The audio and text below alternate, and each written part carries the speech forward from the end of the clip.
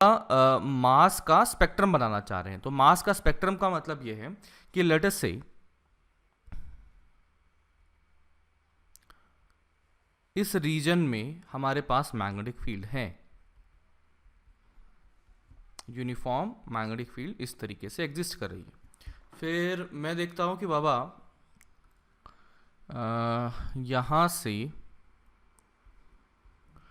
Q charge का particle जिसका मास m है v0 स्पीड से इस तरफ मैग्नेटिक फील्ड में एंटर करता है। तो मैग्नेटिक फील्ड में एंटर करेगा तो इस टाइप का एक सवाल भी हमने किया था, याद आ रहा है क्या सवाल? कितना टाइम अंदर रहेगा? कितना टाइम नहीं कि कितना Angle. हाँ कितना टाइम अंदर लगाएगा, बरोबर। हाँ। कितना टाइम अंदर लगाएगा, तो उसमें हमने देखा था कि बाबा एक तो पूरा हाफ सर्कल मतलब सेमी सर्कुलर पाथ बन सकता है, ऐसा हमने देखा था कि वो बेंड भी हो सकता है, ऐसा मुड़ भी सकता है। तो अब जल्दी से बताइए कि यहाँ पर ये जो एंगल हमने थीटा निकाला था वो थीटा कितना आ गया था, ये अगर गैप डी है तो डी बाय साइन थीटा। तो यहाँ से आ गया था sine theta is equals to D upon R, और ये आ गया था D upon M V naught upon Q B. तो ये आता है Q B D upon M V naught. तो यहाँ से एक काम करते हैं, मैंने Q बाय M को साइड में रखा, बाकी B, D और V नॉट, ठीक है, ये एक साइड में रखा। तो मान लेते हैं कि यहाँ पर कई सारे पार्टिकल आ रहे थे और सभी के सभी सेम स्पीड V नॉट से आ रहे थे। तो अब देखता हूँ कि कई सारे चार्ज पार्टिकल हैं, तो जिसमें हो सकता है चार्ज अलग हो सकता है सभी का मास भी अलग हो सकता है आइसोटोप्स हो। आइसोटोप समझते ही है ना, जिसका मतलब एटॉमिक नंबर सेम लेकिन मास नंबर डिफरेंट। तो यहाँ पर जैसे मान लिया कि अपन ने कुछ ले लिया, कैल्शियम का ले लिया, कैल्शियम का Ca2+ होता है और मास नंबर 40 ले लिया, और एक और कुछ ले लिया मान लो कैल्शियम का ही आइसोटोप जिसमें कि 2+ चार्ज है लेकिन मास नंबर क्या कर दिया 41 कर दिया। तो मैं क्या बोलता हूँ कि बाबा दोनों के केस में Q/M की वैल्यू सेम आएगी या अलग आएगी? अलग आएगी। अरे बाबा अलग आएगी रे, क्योंकि मास अलग कर दिया ना। आइसोटोप का मतलब ही यही तो है कि उसका मास अलग है। हाँ सर। तो Q/M की जो वैल्यू है दोनों के लिए अलग आ जाएगी, इसका मतलब थीटा की वैल्यू दोनों के लिए डिफरेंट आ जाएगी। और दोनों के लिए अगर इसकी वैल्यू डिफरेंट रही तो बच्चा मैं अगर इसके आगे का इसका पाथ बनाऊं तो आई कैन से कि ये कुछ इस तरह से बनेगा, ऐसा ये स्ट्रेट लाइन पाथ बना देगा। तो यहाँ पर मान लीजिए कि अपन ने एक ऑब्जर्वेशन के लिए स्क्रीन लगा दी है ना, फ्लोरोसेंट स्क्रीन लगा दी मान लो, जिससे कि चार्ज पार्टिकल टकराएगा तो चमक पैदा होगी, है ना। चार्ज पार्टिकल टकराएगा तो चमक पैदा होगी, अदरवाइज तो हम इतने छोटे से पार्टिकल को देख नहीं सकते। हम तो किसी और तरीके से इनडायरेक्ट तरीके से देख सकते हैं कि हाँ भाई चार्ज पार्टिकल कहाँ कहाँ प्रेजेंट हो रहे हैं। तो मैं देख सकता हूँ कि बाबा हमने एक फ्लोरोसेंट स्क्रीन लगा दी जिस पर चार्ज पार्टिकल गए तो वहाँ पर चमक पैदा करने लग गए। दैट मीन्स कि इसका मतलब कि चार्ज पार्टिकल यहाँ पर पहुँच रहे हैं। अब देखिए कि मैंने कैल्शियम के 2 आइसोटोप लिए, दोनों सेम जगह पहुंचेंगे या अलग अलग जगह पहुंचेंगे? अलग अलग जगह पहुंचेंगे। तो मुझे क्या समझ में आ रहा है कि बाबा एक तो यहां पहुंच गया और जिसका मास ज्यादा है उसके लिए थीटा कम होगा, और थीटा कम होगा तो इसका मतलब वो ज्यादा ऊपर जाएगा या कम ज्यादा नीचे जाएगा? नीचे जाएगा। कैसे पता लगता है? एंगल से देख लेते हैं। तो देख लेते हैं कि बाबा ये एंगल थीटा, दैट मीन्स ये वाला एंगल थीटा बन जाएगा। This angle 90 minus theta and this angle theta. Mass बढ़ा दिया तो थीटा हुआ कम, थीटा हुआ कम तो इसका मतलब वो पार्टिकल नीचे चला गया। तो मैं यहाँ पर क्या कर सकता हूँ, मान लीजिए हमने 2 आइसोटोप ही ले लिए, ज़्यादा कॉम्प्लिकेटेड नहीं करते, 2 आइसोटोप ही ले लिए, और उन 2 आइसोटोप को इस सिचुएशन से मैंने पास करवाया तो देखा कि कुछ पार्टिकल्स तो यहाँ पर करेंगे और कुछ पार्टिकल्स नीचे स्ट्राइक करेंगे। तो मैंने क्या कर लेना है कि बाबा इस तरीके से मास के अकॉर्डिंग पार्टिकल्स को मैं बाइफरकेट कर सकता हूँ, अलग अलग कर सकता हूँ, है ना। इस तरीके से मास के अकॉर्डिंग मैं चार्ज पार्टिकल्स को बाइफरकेट कर सकता हूं, उन्हें सेपरेट कर सकता हूं कि बाबा यहां पर मान लो एक छेद लगा दिया मैंने, तो उस छेद में सारे के सारे घुस जाएंगे वो वाले पार्टिकल जिसका मास कम है, और यहां एक मैंने छेद लगा दिया उसमें ऐसा समझ लो कि उसमें ऐसे चार्ज पार्टिकल घुस जाएंगे जिसका मास ज्यादा ज़्यादा है हाँ, जिसका मास ज़्यादा है। तो एक तरीका तो ये हुआ मास स्पेक्ट्रोग्राफ का। इसका एक और तरीका हो सकता है जिसमें कि यहाँ पर मैंने कर दिया है मैग्नेटिक फील्ड कुछ एग्जिस्ट कर रही है, यूनिफॉर्म एग्जिस्ट कर रही है, एंड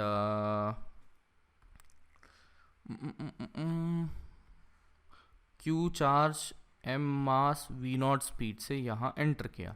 तो इसका पाथ कैसा बनेगा, ये इस तरीके से बन जाएगा।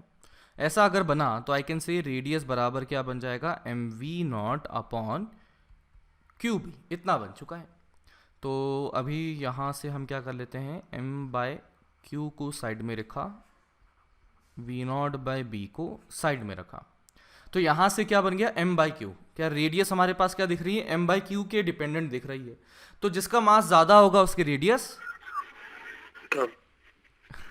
ज़्यादा, उसकी रेडियस ज़्यादा होगी। तो यहाँ पर आप देख सकते हैं कि मास के अकॉर्डिंग यहाँ पर रेडियस दोनों की डिफरेंट हो जाएगी। तो हो सकता है कि यहाँ पर हैवियर मास अगर होगा तो उसकी रेडियस ज़्यादा बनती हुई पाई जाएगी, तो समवट लाइक दिस दिखेगी। तो हैवियर मास इस प्रकार से दिखेगा, हेवियर मास जो है वो ऐसा जाता हुआ दिखेगा। और अगर मैं स्मॉलर मास कहता हूँ तो स्मॉलर मास यहाँ जाता हुआ दिखेगा। ठीक है, तो यहाँ से हम मास के बेसिस पर अगेन दोनों को सेपरेट कर सकते हैं। दो चार्ज पार्टिकल रख लीजिए, फॉर एग्जांपल आइसोटोप्स रख लिए, एंड दोनों को मैंने मैग्नेटिक फील्ड में चलाया तो वो दोनों क्या हो गए, अलग अलग रेडियस के पाथ पर घूमे, तो कुछ अलग चला गया और यहाँ पर हेवियर मास दूर चला गया। तो वंस अगेन यहाँ पर मान लीजिए हमने कुछ छेद कर लिया और यहाँ से स्मॉलर मास के पार्टिकल निकाल लिए, यहाँ पर मान लीजिए एक छेद कर लिया और यहाँ पर हमने स्मॉलर मास के पार्टिकल निकाल लिए। तो इन दिस वे मास के बेसिस पर हम इन्हें सेपरेट कर सकते हैं चार्ज पार्टिकल को यूजिंग द मैग्नेटिक फील्ड। तो इसी को कहा जाता है मास स्पेक्ट्रोग्राफ। समझे क्या? हाँ ठीक है, तो ये नोट करना होगा। हाँ सर, कर लो जल्दी से। एक मिनट सर।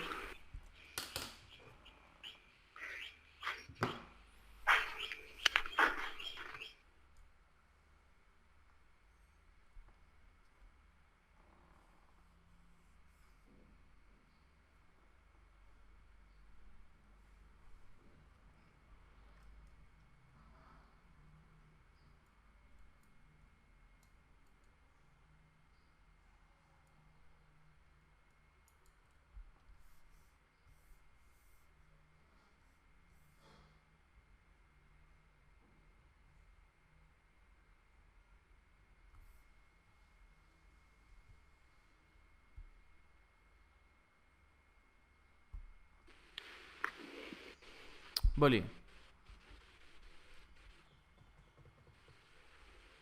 एक मिनट।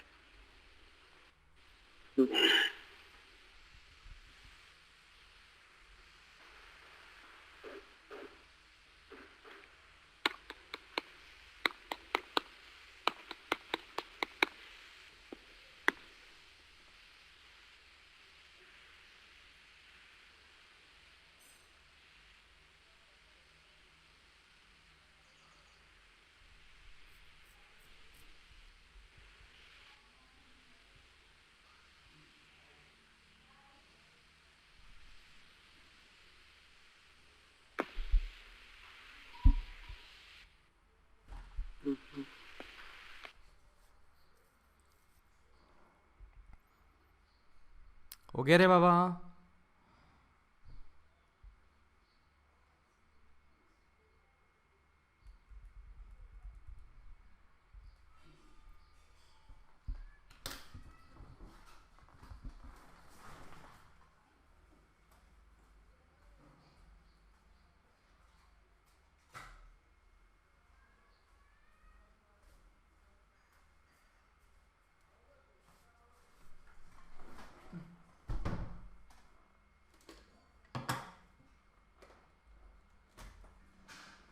हाँ चलिए आगे बढ़ते हैं।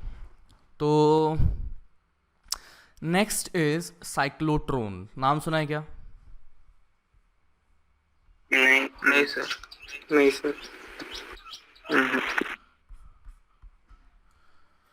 आपने वो सुना था बीच में एक स्विट्जरलैंड में एक एक्सपेरिमेंट किया जा रहा था जिसमें कि किसी चार्ज पार्टिकल को बहुत ज़्यादा स्पीड ऑफ लाइट से पहुंचाने की कोशिश की जा रही थी, ऐसा कुछ सुना सन आपने? में हाँ, सन में नहीं सर। सन में नहीं, यहाँ पर अरे नहीं, सन स्विट्जरलैंड। मतलब CERN I don't know the place. तो स्विट्जरलैंड के अंदर एक प्लेस है, तो हाँ, तो वहाँ पर क्या था कि चार्ज पार्टिकल को एक्सलेट करवाया जा रहा था and boson. We were trying to figure out कि उसको अगर स्पीड ऑफ लाइट या उसके आसपास पहुंचा दिया जाए तो व्हाट एग्जैक्टली हैपन्स। तो ये साइक्लोट्रॉन ही है जिसकी मदद से किसी चार्ज पार्टिकल को एक्सलेट करवाया जा रहा था। हम तो काफ़ी सिंप्लीफाइड वर्जन देखेंगे उसका, एंड इसी के बेसिस पर उसे एक्सलेट करवाया जा रहा था। तो शायद आपने सुना होगा कि वहाँ पर वो 27 मील लंबी टनल बनाई गई है, ऐसा कुछ सुना था? नहीं? Yes no? नहीं सर। नहीं सुना था। तो उसमें एक्चुअली क्या है कि यहाँ पर ये समझ लीजिए ऐसे डीज बनाए गए हैं, है ना, 2 डी शेप के पार्टिकल बना दिए, शेप बना दी गई, इसके अंदर मैग्नेटिक फील्ड लगा दी हमने, है ना। तो हमने मैग्नेटिक फील्ड लगा दी, इस तरह से लगा दी मान, और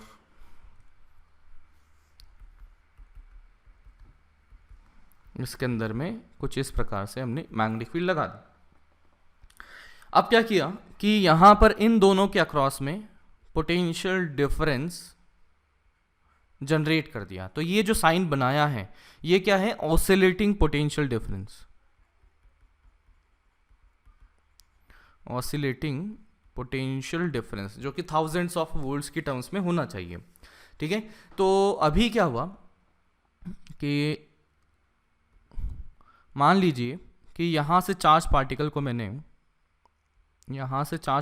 मैंने रिलीज किया, ठीक है। अभी फॉर दिस इंस्टेंट मैं मान लेता हूँ कि यहाँ पर ये पॉजिटिव टर्मिनल था, लेफ्ट साइड में पॉजिटिव टर्मिनल था, इस राइट साइड में नेगेटिव टर्मिनल था, है ना। फॉर दिस टाइम बीइंग अभी मैंने मान लिया कि जो ये ऑसिलेटिंग पोटेंशियल डिफरेंस है उसने इस प्रकार से पोटेंशियल डिफरेंस जनरेट किया कि यहाँ पर पॉजिटिव टर्मिनल है और यहाँ पर नेगेटिव टर्मिनल है।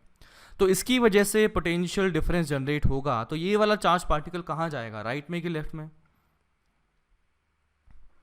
राइट में। राइट में जाएगा। राइट में गया तो यहाँ पर इस तरह से पहुंच गया। अब जैसे ही यहाँ से इसने क्रॉस किया तो बच्चा मैं कह सकता हूँ कि इसने कुछ इलेक्ट्रिक फील्ड के अंदर में या कुछ पोटेंशियल डिफरेंस के अंदर में मोशन किया है। दैट मीन्स यहाँ पर इसके पास स्पीड आ चुकी होगी। आई कैन से कि potential difference delta V into अगर ये दूरी डी था is equal to half M V square लिखा जा सकता है, sorry D, delta V into D कर दिया जाए तो हाफ एम वी स्क्वायर कर दिया जाएगा। यानी कि इतनी स्पीड इसने गेन कर ली, स्पीड गेन कर ली, मैग्नेटिक फील्ड में घुसा, तो अब इसका पाथ क्या बनेगा? सर्कुलर बनेगा। कहाँ जाएगा? ये ऊपर की तरफ, वी क्रॉस बी इस तरह से कुछ बनेगा, ठीक है। अब क्या किया, जैसे ही ये यहाँ पर पहुंचा तो मैंने अब यहाँ पर इस डीज की पोलैरिटी को उल्टा करवा दिया। ये जो ऑसिलेटिंग पोटेंशियल है ना उसका पोटेंशियल की पोलैरिटी को उल्टा करवा दिया। तो मैंने ये माइनस और ये प्लस करवा दिया। अब बताइए चार्ज पार्टिकल की स्पीड अब बढ़ेगी या कम होगी? बढ़ेगी। तो यहाँ चार्ज पार्टिकल की स्पीड बढ़ी तो बच्चा ये क्या होगा कि यहाँ से यहाँ जाने में उसने स्पीड गेन कर लेगा। स्पीड गेन किया तो मुझे पता है radius is equal to M V upon Q B. तो m constant, q constant, b constant, speed बढ़ा दिया जाए तो रेडियस की वैल्यू भी बढ़ेगी। दैट मीन्स इसका पाथ कुछ इस प्रकार से बनेगा। एंड अब वंस अगेन पोलैरिटी मैंने चेंज कर दी तो ये positive and negative, polarity change कर दी। अब बताइए क्या होगा?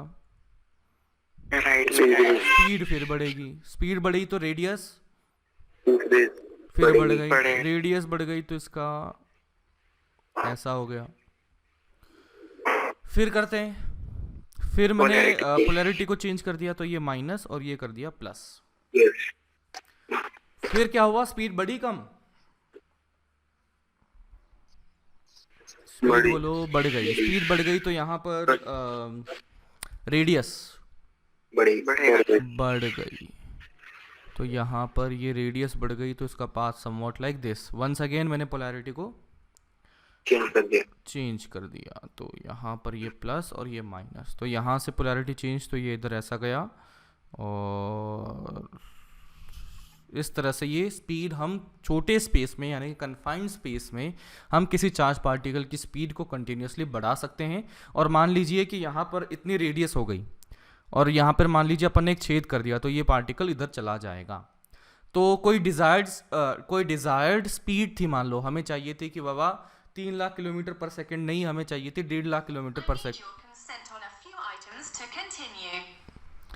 3 लाख किलोमीटर पर सेकंड नहीं चाहिए अपने को, 1.5 लाख किलोमीटर पर सेकंड चाहिए।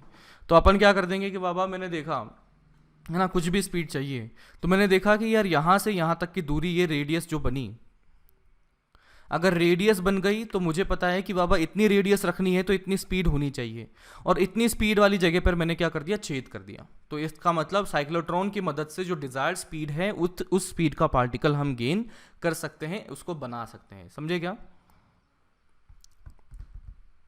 हाँ सर। अच्छा, चलिए बताइए कि यहाँ पर ये ऑसिलेटिंग पोटेंशियल है, उसकी फ्रीक्वेंसी के बारे में हम बोल सकते हैं, कितनी फ्रीक्वेंसी होगी, क्या नहीं होगी?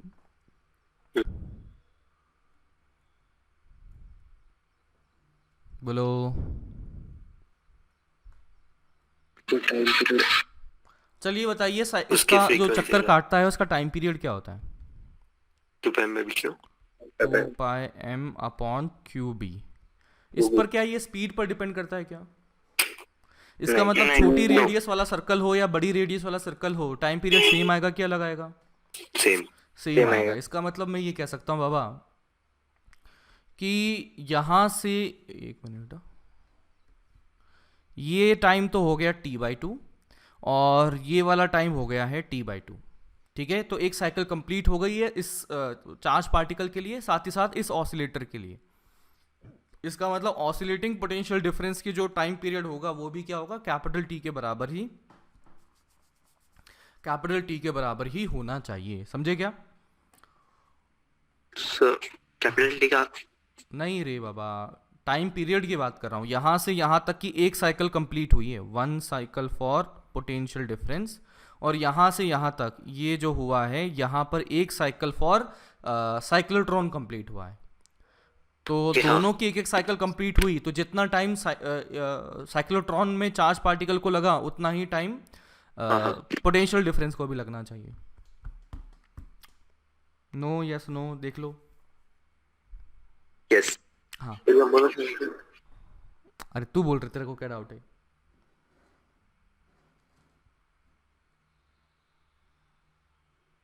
अरे भाई तू बोलेगा तभी तो डाउट बताऊंगा ना। वो एक साइकिल क्या हो गया? साइकिल का मतलब क्या होता है रे?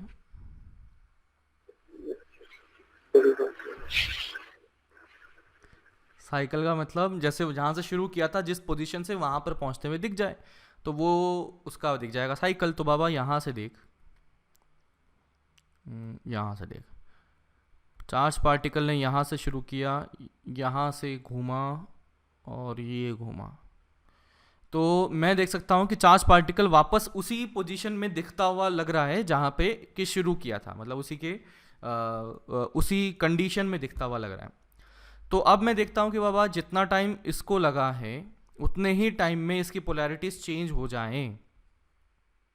ध्यान देना, इसकी साइकिल भी यहाँ से यहाँ तक कंप्लीट हुई है, किसकी? पोटेंशियल की।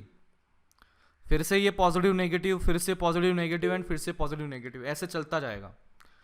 तो cycle for potential difference and cycle for that charge particle, वो क्या है, सेम टाइम पर खत्म हो रहे हैं।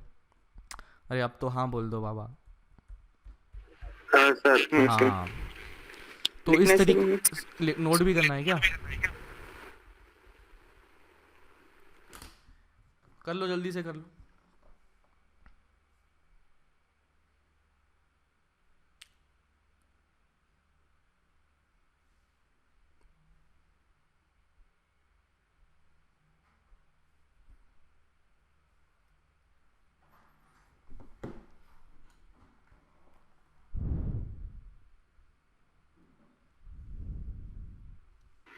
हाँ हो गया sir.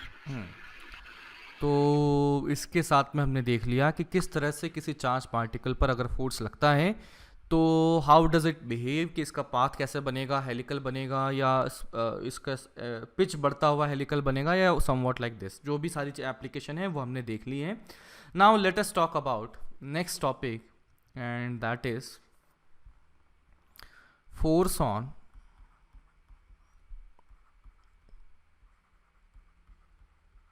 current carrying wire in magnetic field. कि बाबा करंट कैरिंग वायर को मैग्नेटिक फील्ड में रख दिया जाए तो उस पर फोर्स कैसे लगेगा और कितना लगेगा। तो चलिए बात करते हैं। अभी हमने देखा था, क्या देखा था, फोर्स बराबर क्यू वी क्रॉस बी। इसका मतलब ये क्या है, ये है कि किसी क्यू चार्ज पर फोर्स कितना लगने वाला है। करंट की बात करते हैं। करंट में होता क्या है,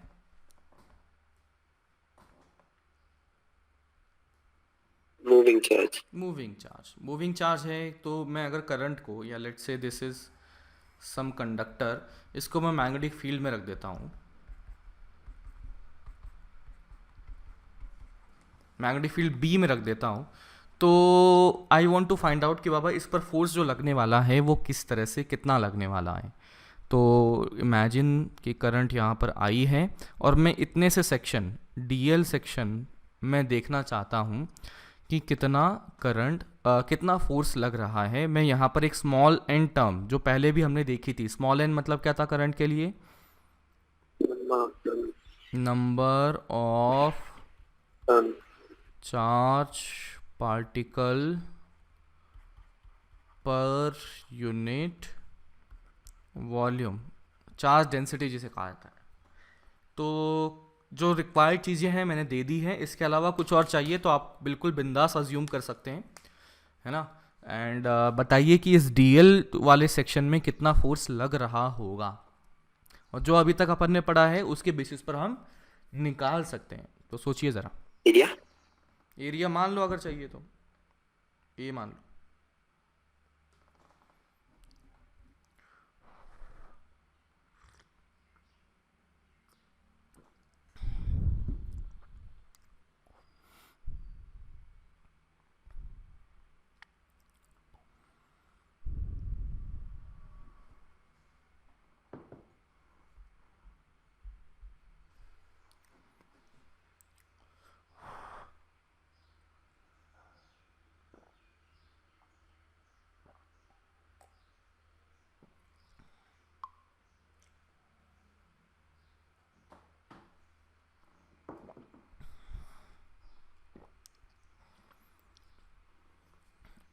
कितना आ रहा है बताओ।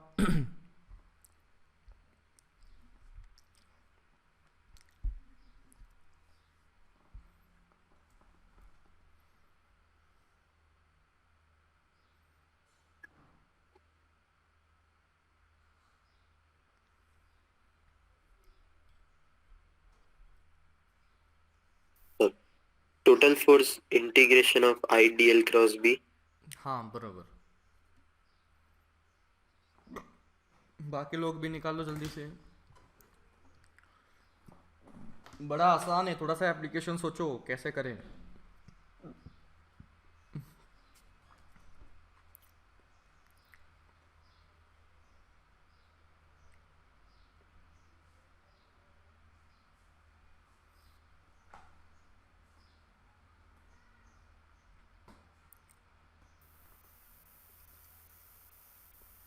बोलो रे बाबा।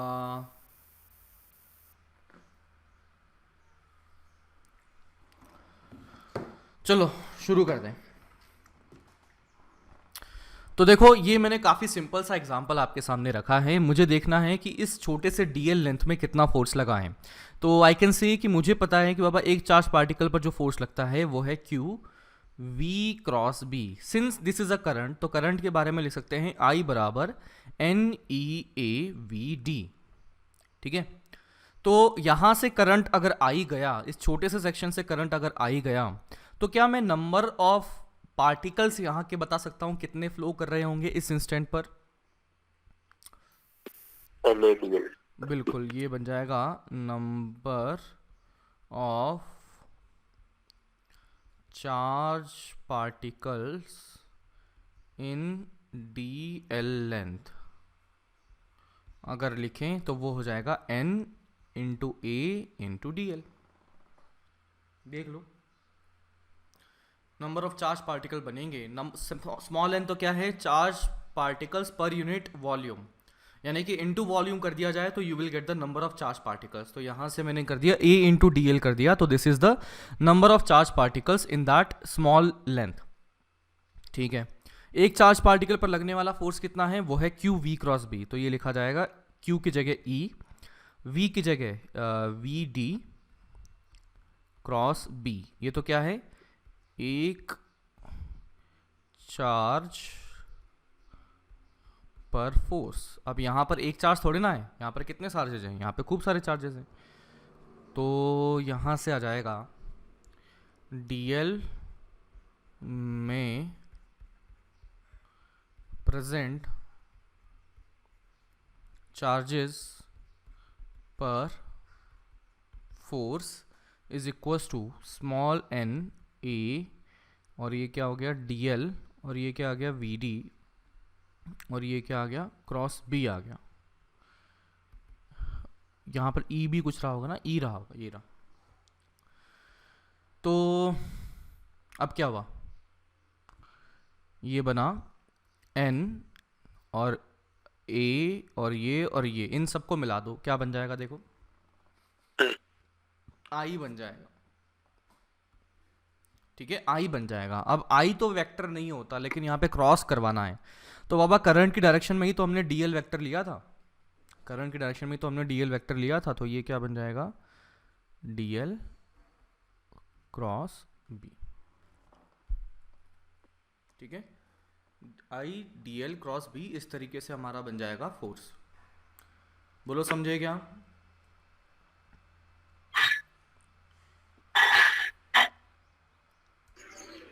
ऊपर एक minute,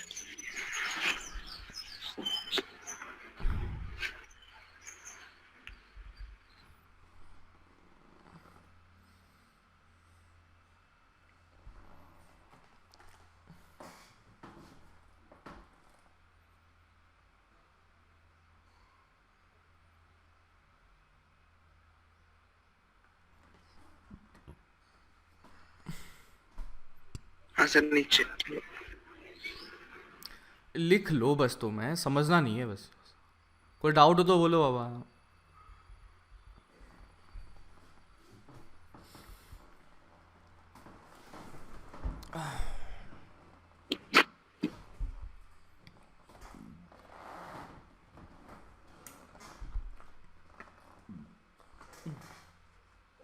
done.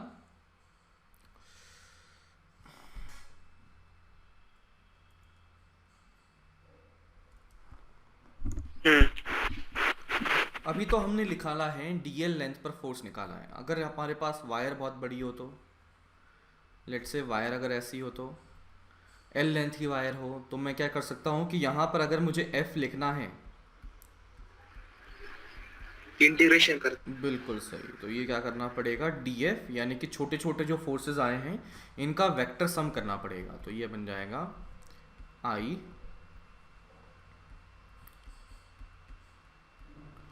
dl cross b, i dl cross b। तो इस तरह से हमारे पास में बन जाएगा force on this current carrying wire. चलिए अब बात करते हैं i की। तो i तो पूरी वायर में सेम ही रहा है, तो इसका मतलब ये इंटीग्रेशन में एक कांस्टेंट की तरह काम कर रहा होगा। तो ये आ गया i integration of dl cross b, i integration of dl cross b। तो इतना आ चुका है फोर्स ऑन दिस वायर। अब वही सारी चीज़ें करते हैं कि बाबा be uniform, be non uniform, फलाना ढिकाना, ये सब चीज़ें। तो मैं अगर पहला केस देखता हूँ, तो जिसमें मैंने देखा if B is uniform, uniform means क्या, कांस्टेंट? नहीं सर, नहीं सर, मतलब क्या?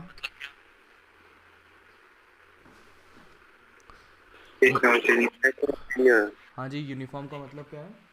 पूरे स्पेस में सेम रहना चाहिए। स्पेस में सेम रहने वाला। तो मैं यहाँ पर फोर्स की बात करता हूँ तो I can say I integral of D L cross B जो था, सिंस यहाँ पर b यूनिफॉर्म है, इसका मतलब हर छोटे छोटे एलिमेंट dl के लिए b की वैल्यू सभी के लिए सेम आई है। तो आई कैन से बाबा कि ये जो बनेगा ये i इंटीग्रेशन के अंदर dl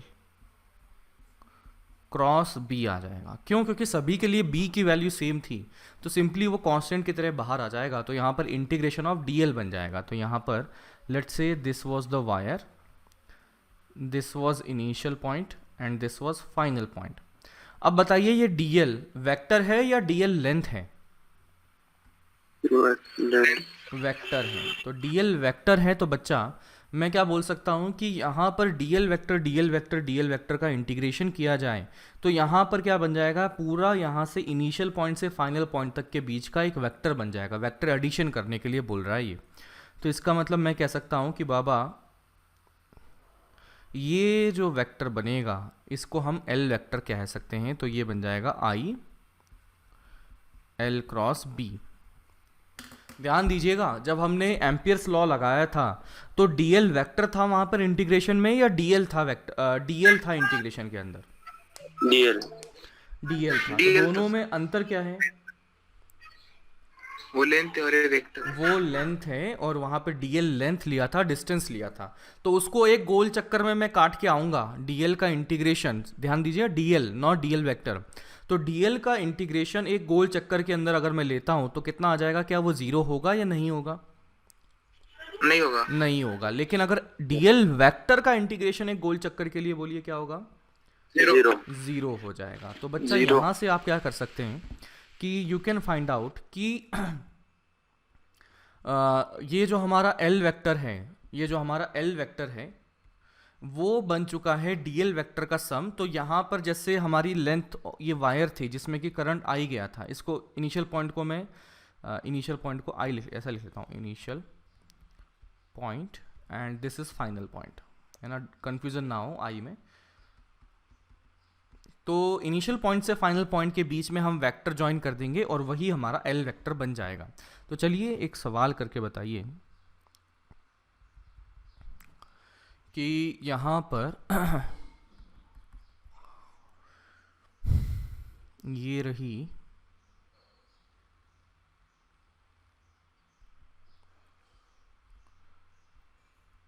ये एक सेमी सर्कुलर वायर रही है ना, ये एक सेमी सर्कुलर वायर है जिसका रेडियस है r।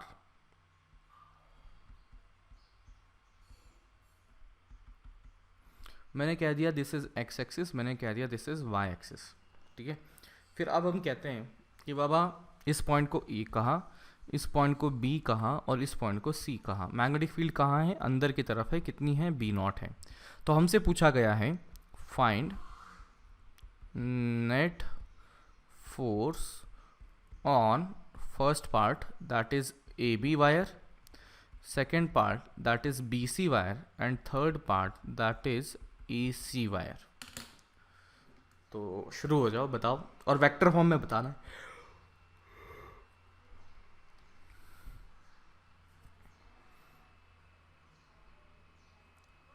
सर वो ऊपर का लिखा है।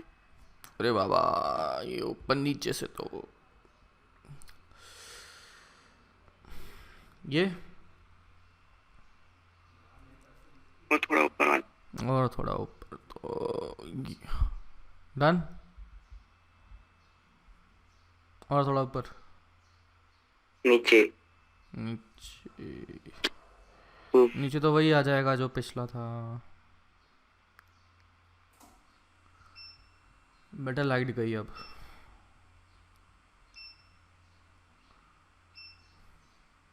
कोई घूम है? हाँ क्या कह रहे हो?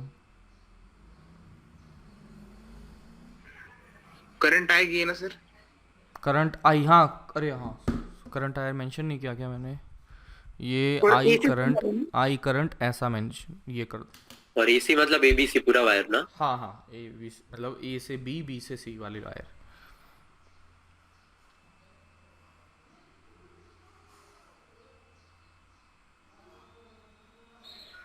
सर फर्स्ट और सेकंड तो सेम ही होगा सर। नहीं,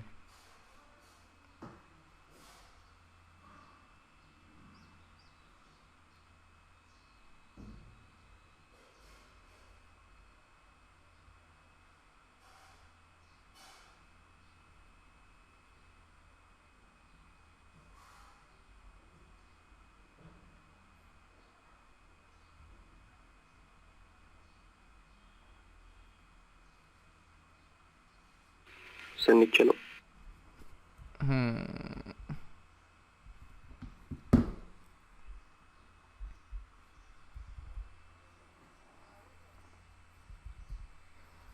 पहले का minus B I R I cap plus B I R J cap. ठीक है, सही है। दूसरे का B I R I cap B I R J cap. और फिर लास्ट वाले का 2 B I R J cap. बरोबर।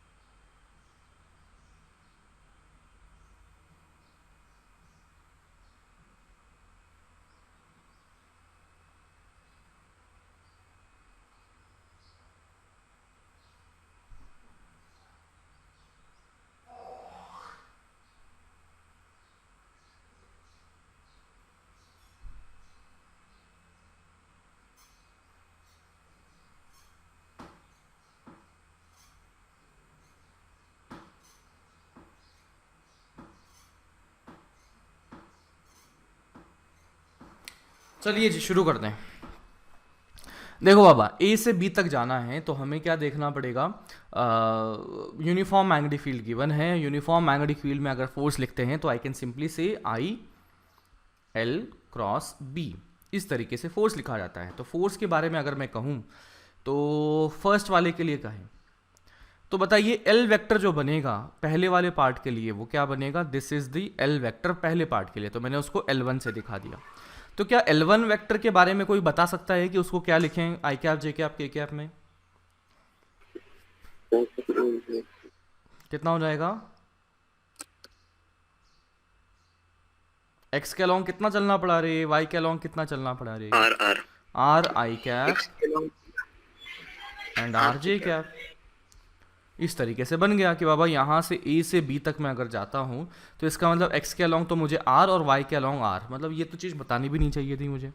फिर साथ में करता हूँ क्रॉस किसके साथ, बी वेक्टर, तो वो कितना है बी नॉट, और वो डायरेक्शन कितनी है उसकी एक्स और वाई, एक्स क्रॉस वाई बाहर, माइनस के कैप। कितना आ गया ये आ गया आई और ये बी नॉट इंटू आर, और ये आई कैप और ये आई कैप क्रॉस के कैप कितना होता है माइनस जे कैप, और लेकिन माइनस तो था ही तो यहाँ पे आ जाएगा प्लस जे कैप। फिर अगला बताओ क्या होगा, डायरेक्शन।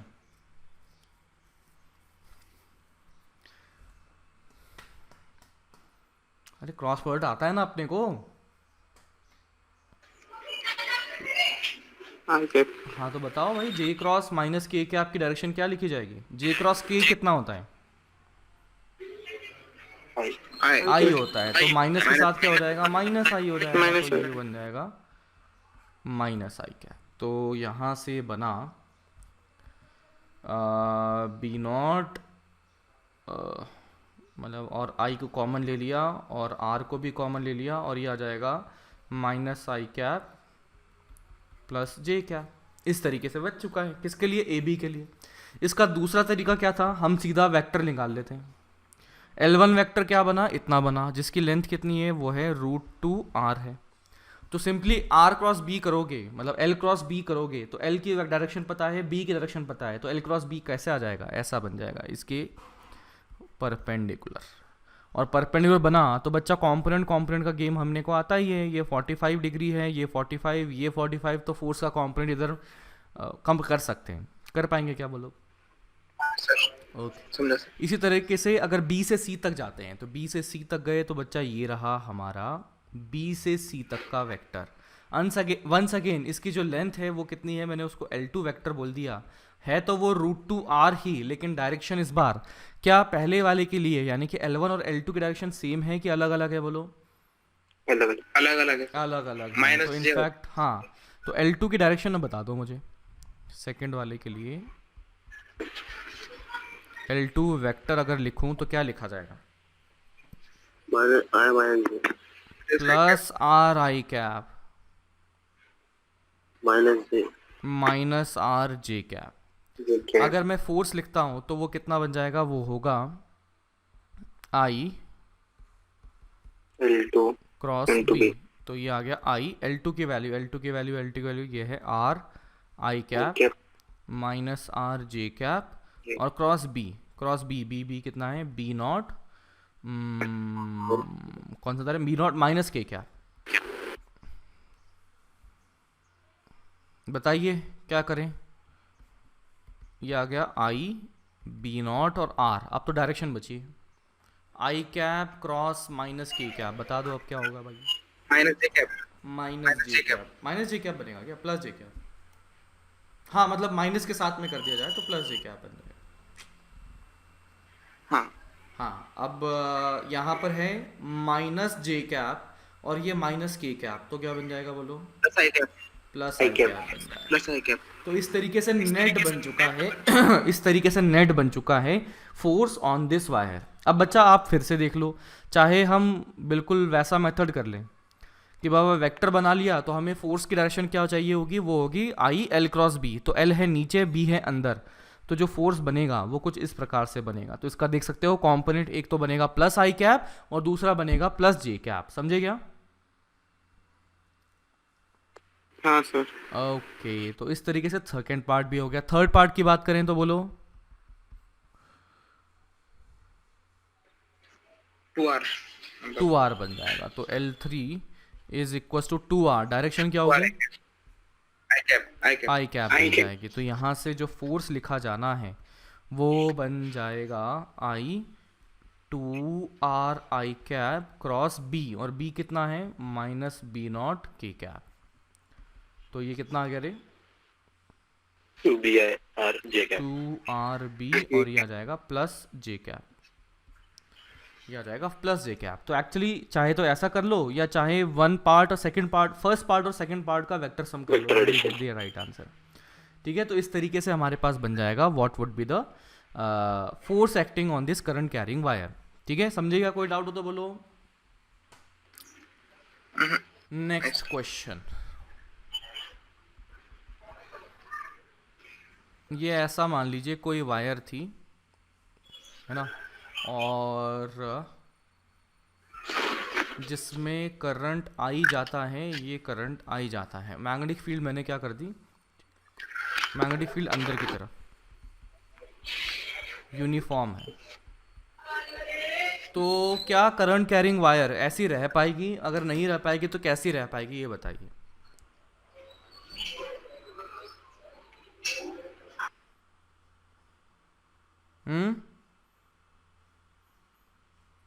सर्कुलर सर्कुलर हो जाएगी। इसका रीज़न बड़ा आसान है कि हम देख सकते हैं बाबा कि मैग्नेटिक फील्ड, इस छोटी सी वायर को अगर देखता हूँ तो इसमें I D L cross B का फोर्स कहाँ लगा, इधर लगा। बाहर। इस छोटी सी वायर पर अगर देखता हूँ तो I D L cross B का force D L cross B कैसा लग गया, बाहर लग गया। बाहर। इस पे अगर देखता हूँ तो डी एल क्रॉस बी का फोर्स बाहर, इस पर डी एल क्रॉस बी का फोर्स बाहर, डी एल क्रॉस बी का फोर्स बाहर एंड बाहर एंड बाहर। यू गेट द आइडिया कि इसको बाहर खींचा जा रहा है। तो यहाँ पर दिया गया है कि length of the current carrying wire is L।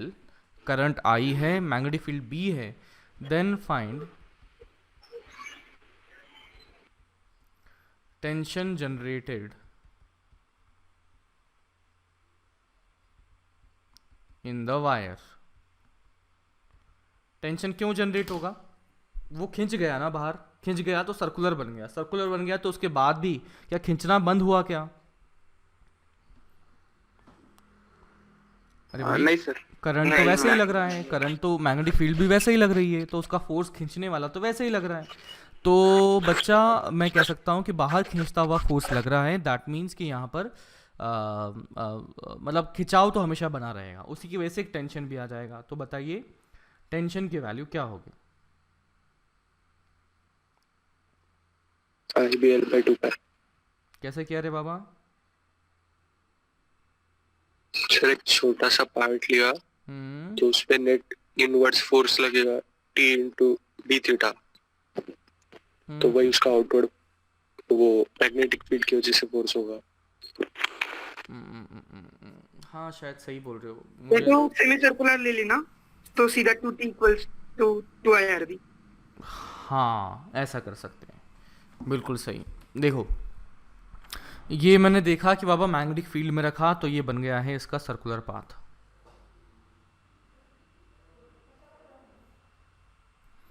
Circular path के लिए कह सकता हूँ कि बाबा 2πr जो रेडियस बनी वो लेंथ l के बराबर रही होगी, तो रेडियस की वैल्यू भी आ गई। नाउ मैं देखता हूँ कि यहाँ पर इस पॉइंट को A कहा, इस पॉइंट को B कहा, तो A से B तक अगर करंट ऐसा गया तो बताइए ये जो राइट वाला पोर्शन है इस पर जो नेट फोर्स लगेगा वो किस डायरेक्शन में लगेगा? मैग्नेटिक फील्ड ध्यान दीजिए अंदर की तरफ है। राइट, हाँ राइट पे। राइट में लगेगा, लेफ्ट में?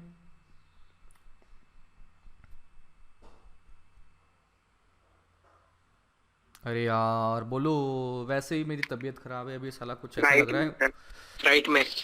हाँ तो इसमें लगेगा राइट में, तो राइट में फोर्स लगेगा।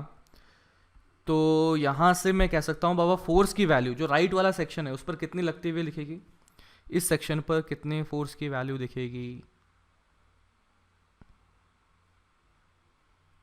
हाँ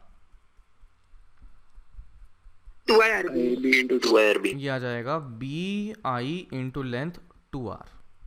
और सिंस ये रुका हुआ है ना, सिंस दिस इज स्टेशनरी, तो उसका अगर FBD बनाया जाए तो ये फोर्स तो मैग्नेटिक फील्ड का इधर लगा, यहाँ से टेंशन T लगा, यहाँ से टेंशन T लगा, तो मैं कह सकता हूँ बाबा नेट फोर्स तो इस पर ज़ीरो रहेगा, क्यों? क्योंकि रुका हुआ रहेगा ना। तो आई कैन से कि 2T is equals to F, इसका मतलब T is equals to F/2। T is equals to F/2 और F की वैल्यू क्या आ रही है? BI/2R/2, यानी कि ये आ गया BIR। समझे क्या बाबा? हाँ सर। ओके तो इस तरीके से टेंशन फोर्स की जो वैल्यू बन गई है that is equals to BIR, एंड R की वैल्यू आई गई है, और that would be the final answer. कोई डाउट हो तो बताओ। बोलो। नहीं सर। डन, चलो ठीक है।